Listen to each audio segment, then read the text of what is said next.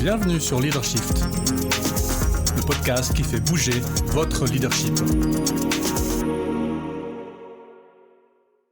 Bonjour, c'est Vincent. Bienvenue dans un nouvel épisode de Leadershift. Cette semaine, on retourne dans notre série Le Leadership 2 et on va s'intéresser à un de mes personnages favoris, en tout cas de la série Game of Thrones, que je n'ai pas particulièrement apprécié pour un tas de raisons qu'on pourra discuter si on se voit une prochaine fois, mais le personnage de Sansa Stark m'a vraiment beaucoup plu. Personnage féminin dans un monde masculin, hein, on est dans le médiéval, certes fantastique, mais médiéval quand même.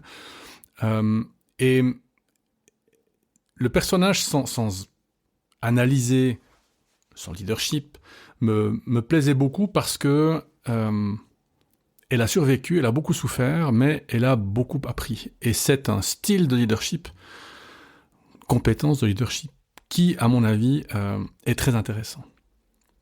La citation qui va nous accompagner pendant cet épisode, c'est « Without Littlefinger and Ramsay and the rest, I would have stayed a little bird all my life. » Sans Littlefinger, qui était Lord Baelish, sans Ramsay, qui était son tortionnaire, et le reste, je serais resté un petit oiseau toute ma vie. Little Bird, je me souviens bien, c'est le nom que son père lui donnait, puisqu'elle était numéro 3, oui, je crois, dans la lignée. Donc, il n'y avait aucune chance qu'elle ait jamais un rôle de leader ou leadership dans sa vie.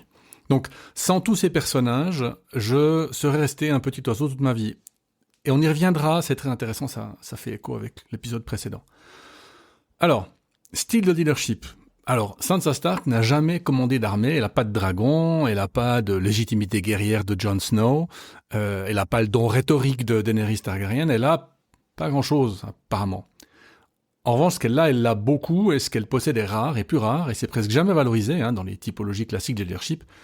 C'est une capacité d'observation quasi clinique des rapports de pouvoir et une discipline pour ne pas agir avant de comprendre. Donc il y a une espèce de patience, alors qui est aussi due aux contraintes qui sont les siennes, mais à la situation dans laquelle elle est, mais effectivement une capacité d'observation très importante. Son style s'apparente en fait à ce que Bass et Avolios sont les deux chercheurs qui ont établi ou fondé le leadership transactionnel, le leadership transformationnel, et Bass appelle ça du leadership transactionnel dans sa forme la plus sophistiquée, c'est-à-dire que Sansa elle transforme pas par le charisme, c'est pas ses discours ou ses faits d'armes, mais elle crée des conditions de résultat par la gestion des contraintes et des coalitions. Donc une espèce de leadership politique, si on veut bien. Elle sait ce qui peut être dit, quand et à qui, elle sait ce qui doit rester tu, et à quel moment est-ce qu'on peut faire une concession, etc. Donc c'est une très bonne négociatrice, d'où l'idée de leadership transactionnel, puisque c'est pas un leadership par le charisme ou la motivation, c'est un leadership par la transaction, les alliances. Et donc c'est intéressant, puisque on pourrait dire finalement, elle n'a peut-être pas beaucoup de charisme. Ok, mais qu'est-ce qu'elle a d'autre ? Et ça me fait toujours penser à ces programmes de développement personnel qui disent tout le monde peut être un leader, sous-entendu le leader charismatique, le leader ou la leader qui parle bien, qui propose des visions. Eh bien, pour moi, Sansa Stark est une leader, mais pas charismatique. Ce qui la distingue de tous les autres leaders de la série, c'est qu'elle apprend de ses ennemis. Elle apprend de Cersei, qui lui enseigne la dissimulation, la patience, Littlefinger, la lecture des motivations cachées, Ramsay, le prix de la naïveté. Donc elle absorbe, elle observe, elle n'imite pas. Elle rend sien, donc elle intègre. Et donc c'est un mode de développement de leadership par exposition adversariale, pas par exposition amicale, pour le dire comme ça. Et c'est rarement nommé en ces termes dans la littérature organisationnelle. Elle apprend par ce qu'il ne faut pas faire et elle développe ce qu'il faut faire avec ses propres moyens. Elle dit à Jon Snow dans la saison 7 ou 8, « You have to be smarter than father », j'essaie de le prendre avec l'accent anglais, « You need to be smarter than Robb. I loved them, I missed them, but they made stupid mistakes, and they both lost their heads for it. » Donc, tu dois être plus intelligent que père, plus intelligent que Robb, qui est le frère aîné, qui est mort lors du fameux Red Wedding. Je les aimais, ils me manquent, mais ils ont fait des fautes stupides, et ils ont perdu leur tête à cause de ça. Et donc, on voit, elle a souffert parce qu'une bonne partie de sa famille y est passée dans ce conflit, mais du coup, plutôt que de se réfugier dans le rôle de la victime, pour des raisons que j'ignore, que je ne connais pas, elle décide d'essayer de voir, d'observer, d'apprendre ce qui se passe. Alors, vis-à-vis du changement, comment est-ce qu'elle réagit ? Évidemment, la mort de son père, la mort de Ned Stark, détruit le cadre de référence dans lequel elle a construit son identité, le Little Bird. Hein. Et donc, sa réponse n'est pas la résistance frontale, ni la fuite. C'est une adaptation qu'on pourrait qualifier de tactique. Elle peut pas résister frontalement parce qu'elle n'a pas d'armée, elle n'a pas de dragon, elle n'a pas grand-chose. Donc, elle apprend à sourire à Joffrey, tout en maintenant un espace intérieur intact. Et ça, c'est intéressant. Cette espèce de noyau en elle elle reste Sansa Stark, elle n'oublie pas qu'elle vient du Nord, mais elle fait ce qui est nécessaire pour survivre. Et alors, évidemment, ce que les organisations connaissent aussi sous des formes certes moins extrêmes, mais quand vous vivez dans un environnement hostile, eh bien, peut-être que ça vous contraint à une double lecture, vous protéger, mais sans être paralysé.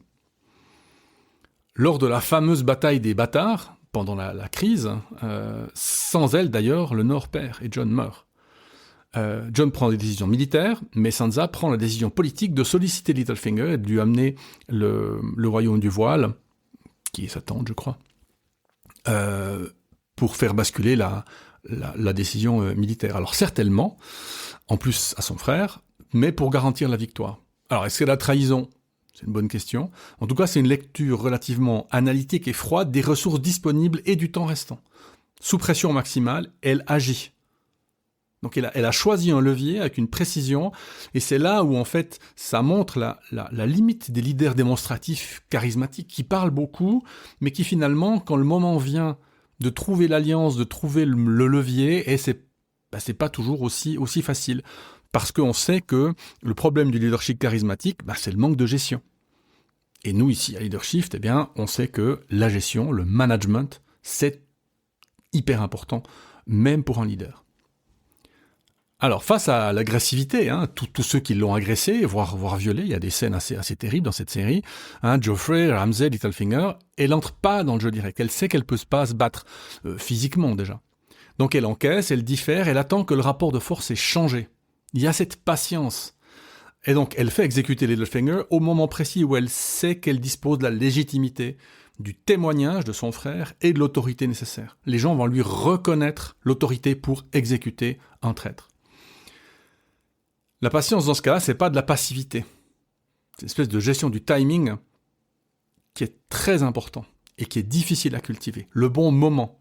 On fait référence à un des précédents épisodes dans lequel on parlait du kairos grec, du bon moment. Elle a attendu le bon moment pour faire exécuter Littlefinger. La scène, d'ailleurs, est terrible, puisque Littlefinger commence par dire qu'il a aimé sa mère, et puis Sansa répond « Mais tu l'as trahi ». Et Littlefinger « Mais je t'aime, je t'ai aimé, plus que tout le monde ». Et elle répète.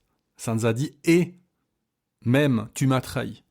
Quand tu m'as ramené à Winterfell, tu m'as dit qu'il n'y a pas de justice dans le monde à part celle qu'on fait. Merci pour toutes vos leçons, Lord Baelish. Je ne les oublierai jamais. » Donc, on voit là la concrétisation de cet aspect de l'apprentissage par, entre guillemets, par l'ennemi ou par l'adversaire. Comment est-ce que ça résonne avec le monde actuel ? Le modèle de Sansa contredit une conviction qui est souvent répandue, que je vois beaucoup dans les programmes de développement de leadership. On se forme par exposition à des modèles positifs, ce qu'on appelle l'apprentissage vicariant. Donc des mentors exemplaires, des pairs inspirants. Oui, mais s'il n'y a pas, si j'ai pas autour de moi, parce que je vis dans une organisation dysfonctionnelle, parce que je travaille avec un chef qui, ma foi, n'a jamais réfléchi sur ce que c'était le leadership. Donc, bien sûr que l'apprentissage vicariant fonctionne, mais l'apprentissage adversarial, que Sansa pratique, montre qu'on peut apprendre de modèles négatifs à condition de maintenir un jugement réflexif sur ce qu'on observe et de pas reproduire ce qu'on a appris à subir. C'est la différence entre le mimétisme et l'apprentissage. Vous voyez, Sansa aurait pu devenir une tortureuse, une méchante, entre guillemets, pour le dire comme ça. Mais il y a ce noyau intérieur, cette réflexion sur qui elle est, ce qu'elle est, et ce qu'elle doit faire, qui la maintient, je dirais, en vie, qui la maintient saine d'esprit. Elle dit « I'm a slow learner, it's true, but I learn ». J'apprends difficilement, lentement, c'est vrai, mais j'apprends. Alors que c'est pertinent pour nous, pour vous, qui évoluez dans des environnements dysfonctionnels, la question c'est pas seulement comment sortir de ce contexte, évidemment c'est une question importante, mais c'est aussi qu'est-ce que ce contexte m'apprend sur le pouvoir, sur la survie organisationnelle et sur moi-même, et sur ce que je suis prêt à faire ou pas. Avec le monde actuel, autre résonance, alors les dames de Winterfell, et ils sont pas très riches. Donc elles gouvernent avec une économie de moyens qui est remarquable. Peu de discours, beaucoup de préparation, beaucoup de management, une attention constante aux ressources concrètes, les réserves pour l'hiver. Et de nouveau, que le leadership charismatique va complètement négliger. Donc c'est vraiment du management, du leadership opérationnel ancré, souvent invisible, et alors surtout rarement célébré. Et peut-être qu'avec Sansa, on va redonner quelques lettres de noblesse au bon vieux management patient, ennuyant, mais ô combien important. Alors, limiter les zones de fragilité, évidemment, c'est pas un modèle parfait. Le problème de l'apprentissage par adversité, c'est qu'il laisse des traces. Et ce ne sont pas toutes des compétences. Par exemple, Sansa peine à la confiance. Elle suspecte des motivations, elle devient méfiante, hein. Donc elle retarde les alliances, elle préfère la vérification à l'adhésion. Donc, avec Jon et Daenerys en particulier, cette méfiance ralentit des coalitions qui auraient pu se former beaucoup plus tôt. Donc ça, c'est une première limite. Cet apprentissage patient peut devenir une paralysie passive. Deuxième zone de fragilité, justement, son style fonctionne là où la patience est une ressource disponible. Au début, elle a presque pas le choix de la patience, finalement. Elle n'est pas dans une situation où elle peut agir. Donc, dans une organisation en crise rapide, où les décisions doivent se prendre en heures, ou pas en saison ou en année, le leadership par observation différée, ça peut devenir un handicap structurel. Troisième limite, ou zone de fragilité, c'est peut-être le point le plus difficile, Sansa n'a jamais vraiment choisi son style. Elle a été formée par la contrainte. Donc la question que ça pose pour une dirigeante en exercice, c'est moins comment est-ce que je peux m'inspirer de Sansa, puis évidemment on peut, mais la question plus importante, c'est dans quelle mesure mon propre style est-il le produit de contexte que j'ai pas choisi. Qu'est-ce qui fait dans mon style de leadership que je n'ai pas choisi? Pourquoi est-ce que j'ai pris telle habitude dans la direction de mes équipes? Si vous y réfléchissez, le coaching permet de le faire, mais si vous y réfléchissez, vous verrez que c'est pas toujours évident de se dire, oui, en fait, c'est parce que j'ai vécu telle chose positive ou telle chose négative. Et pourtant, c'est fondamental de le savoir, puisque ça va nous aider à identifier justement les moments où ça va être mis en jeu ou pas. Donc, la question n'est pas tant, c'est aussi, puis-je m'inspirer de Sansa, mais la question, c'est surtout dans quelle mesure est-ce que ce que je fais en tant que leader est le produit de choses que je n'ai pas à moi-même choisies. Donc c'est intéressant parce que Sansa a saisi l'occasio, dernier épisode sur Machiavel, fourni par la fortuna pour y appliquer sa virtu. Donc elle a saisi l'occasion fournie par le destin pour y appliquer sa vertu, une énergie de la volonté patiente et observatrice. Patience et observation, nouvelle qualité du leadership. Je vous laisse décider. À la semaine prochaine. Ciao.